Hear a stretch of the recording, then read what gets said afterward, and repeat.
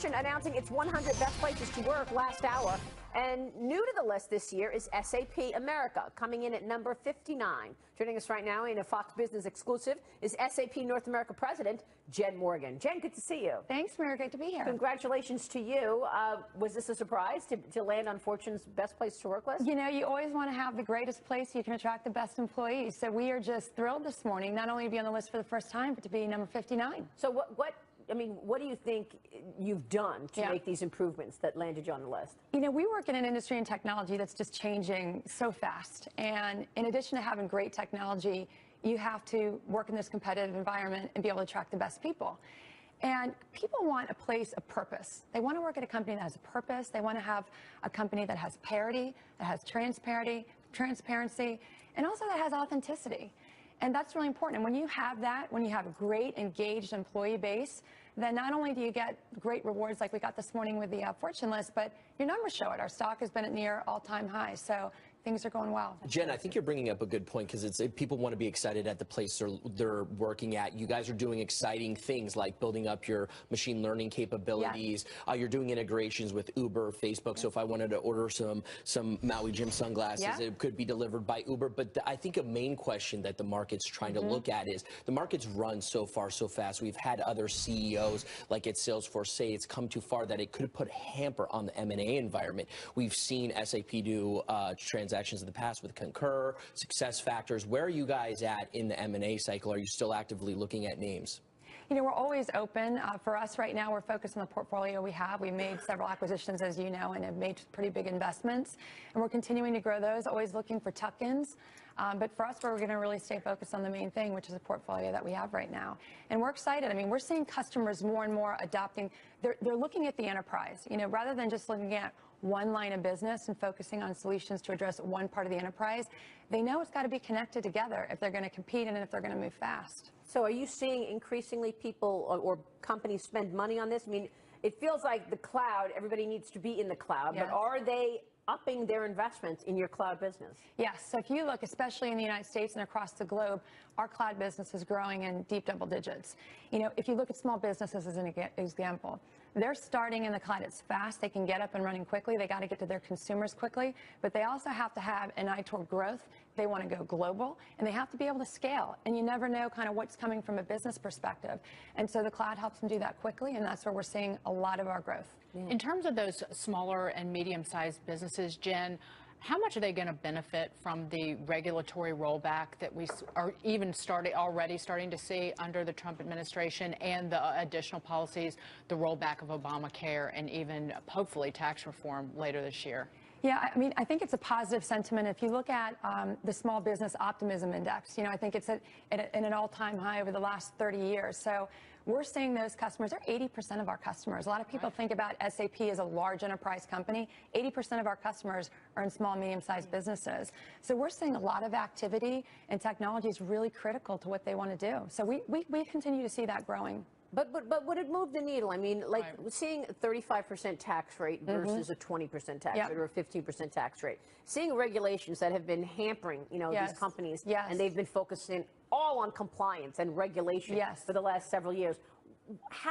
Can you characterize how significant these policies will be for them? Well, I mean, if you think about money that's going to flow back potentially into our economy, right? I mean, that's huge. And I think that money is going to be put to work, and people are going to put it, you know, what are they going to do? You can do stock buybacks, or you can really think about how am I get to my customer quickly and use technology to do that. So we absolutely think technology will benefit from that. That's where people want to invest. That's where the growth is. And one of the things is your integrations, as we alluded to earlier. So if I have a small business, I can integrate it with Uber or Facebook. Can you kind of touch base on that? Yeah, I mean, I don't know if you saw, we announced a pretty big partnership with Google yesterday. Tell us about that. So it's exciting. If you think about SAP, right? Enterprises run SAP. 76% of all transactions run or touch an SAP system. That's pretty big.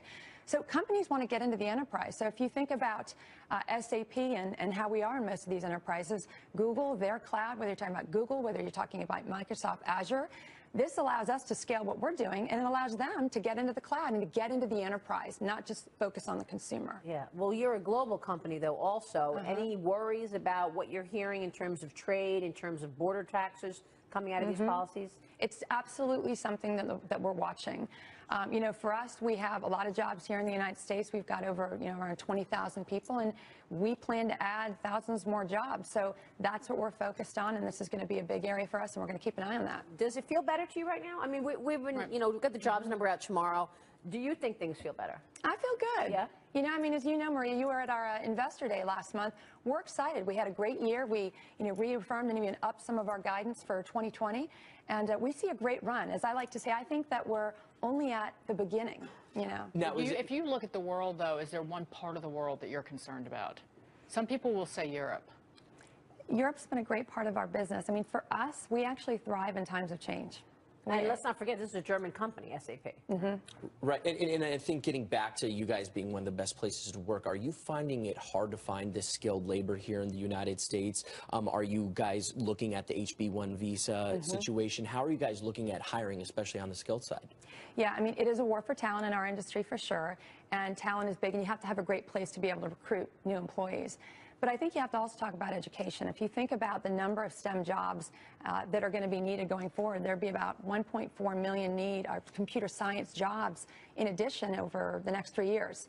And there's only going to be, at the pace we're going, about 400,000 or so people who are going to fill those jobs.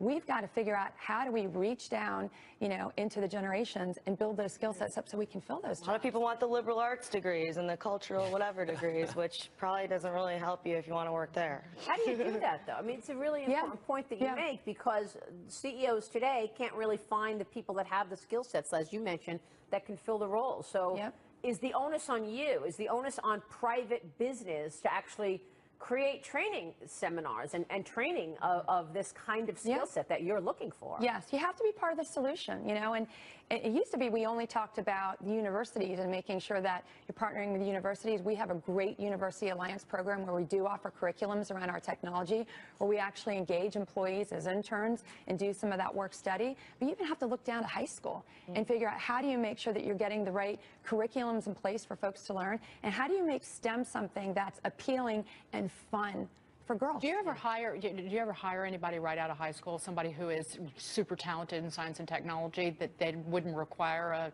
college degree? Maybe internships, but absolutely. Do we have people working for us without college degrees? Absolutely. And you know, we're also excited when you really cast the net wide and you look at different talent pools. We have a program called Autism at Work. 1% of our workforce, we have a goal, will be employed who are employees on the spectrum. That's great. It's amazing. And if you think about, you know, that first interview, that might be a little bit tough. But when you look beyond that and you look at the skill sets that they can provide, whether it be around technology, development, support, it really opens your eyes. You cast a wider net and you have happier company. I'm glad you started off by talking about the people that landed you on this fortune list of the best places to work. If there was one thing in terms of the culture of the company, what is it? I mean, I know it's about people, but what's so great about the culture? That's table stakes now. All the fun perks, I think that's table stakes. You know, you have to be in service to your people. I'm a big believer that in leadership, you have to be in service to your people, you have to listen to your people, and you have to give them great opportunities to learn. And you got to let people, you know, you have to give people opportunities, and you have to reach into your organization and allow people to do different things, give them new opportunities, and make it a fun place to work and make it meaningful. All right, we'll leave it there. Jen, good to see you. Great to see you, Maria. Thanks so much. Thanks. Jen Morgan joining us, President, SAP Americas. Coming up, President Trump's bold plan to improve the economy already paying off. Stuart Varney weighing in on that.